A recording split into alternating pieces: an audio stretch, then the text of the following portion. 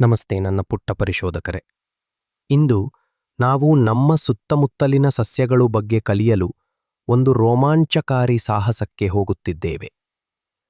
ನಿಮ್ಮ ಸುತ್ತಲೂ ಇಲ್ಲಿ ಮತ್ತು ಅಲ್ಲಿ ನೋಡಿ, ಎಲ್ಲಾ ಸುಂದರವಾದ ಹಸಿರು ವಸ್ತುಗಳನ್ನು ನೀವು ನೋಡುತ್ತೀರಾ? ಅವು ಸಸ್ಯಗಳು. ನಮ್ಮ ಮನೆಗಳಲ್ಲಿ ಕುಟುಂಬ ಸದಸ್ಯರಿರುವಂತೆ ಸಸ್ಯಗಳು ಸಹ ನಮ್ಮ ಸುತ್ತಮುತ್ತಲಿನ ಪ್ರದೇಶಗಳಲ್ಲಿ ಮತ್ತು ತೋಟಗಳಲ್ಲಿ ವಾಸಿಸುತ್ತವೆ. ನಮ್ಮ ಸುತ್ತಲೂ ವಿವಿಧ ರೀತಿಯ ಸಸ್ಯಗಳು ಮತ್ತು ಮರಗಳನ್ನು ನಾವು ಕಾಣಬಹುದು. ಕೆಲವು ಸಸ್ಯಗಳು ಚಿಕ್ಕದಾಗಿರುತ್ತವೆ ಮತ್ತು ಕೆಲವು ದೊಡ್ಡದಾಗಿರುತ್ತವೆ ಮತ್ತು ಎತ್ತರವಾಗಿರುತ್ತವೆ. ಅದು ಅದ್ಭುತವಲ್ಲವೇ? ಸಸ್ಯ ಮತ್ತು ಮರದ ಭಾಗಗಳ ಬಗ್ಗೆ ಮಾತನಾಡೋಣ. ಮೊದಲು ನಮಗೆ ಬೇರುಗಳಿವೆ.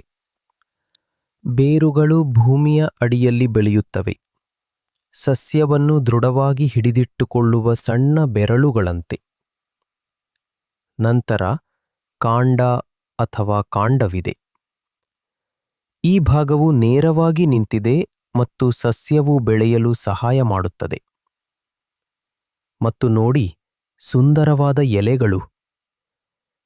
ಎಲೆಗಳು ಹಸಿರು ಅಥವಾ ಇತರ ಬಣ್ಣಗಳಲ್ಲಿಯೂ ಇರಬಹುದು. ಕೆಲವೊಮ್ಮೆ ಸಸ್ಯಗಳು ಸಿಹಿ ಸುಗಂಧದೊಂದಿಗೆ ಸುಂದರವಾದ ಹೂವುಗಳನ್ನು ಹೊಂದಿರುತ್ತವೆ. ಮತ್ತು ಹೂವುಗಳ ನಂತರ ನಾವು ರುಚಿಕರವಾದ ಹಣ್ಣುಗಳು ಅಥವಾ ತರಕಾರಿಗಳನ್ನು ನೋಡಬಹುದು. ಸಸ್ಯಗಳು ಮತ್ತು ಮರಗಳು ಅನೇಕ ಆಕಾರಗಳು ಮತ್ತು ಗಾತ್ರಗಳಲ್ಲಿ ಬರುತ್ತವೆ.